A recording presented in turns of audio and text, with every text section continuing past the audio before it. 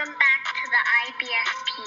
Here's your host, Boxing News. DAZN wants Kambosos and Ryan Garcia, not Devin Haney. And look, let's break it down honestly and objectively as possible. And according to Dan Raphael, that DAZN is simply not interested in any fights containing Devin Haney and George Kambosos Jr. They're just simply not interested in it. They're only interested in a Ryan Garcia versus George Kambosos fight.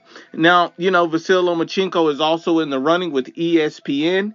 And, this makes a lot of sense when you look at the situation. You see that at this moment, Devin Haney has no contractual ties to DAZN. He's not even signed to Matchroom Boxing. He simply works with Eddie Hearn on a fight-by-fight basis. So it appears that Eddie Hearn, Matchroom, and DAZN do not believe that Devin Haney is a superstar material.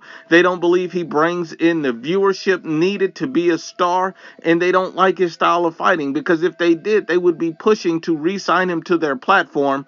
They're not even interested in having him fight George Kambosos and paying for that fight. They do not believe people will be tuning in for that fight. They're not interested in the fight. There were some people stating that, hey, if that fight is made, between Lomachenko and Kambosos, or Ryan Garcia and Kambosos, is that, somehow Kambosos would be avoiding or ducking Devin Haney. Dan Raphael also put that to bed, basically stating that he believes that Kambosos will fight anyone.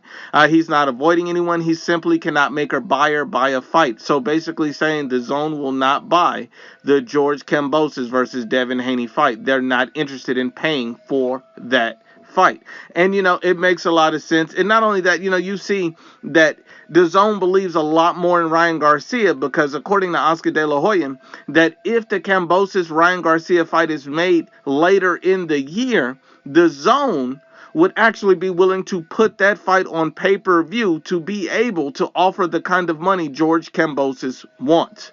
So that makes a lot of sense, and you can't really be too mad at it, because you've already seen the WBC president, Mauricio Suleiman, basically state that Devin Haney is not the real champion at 135 for the WBC. He is their pride champion.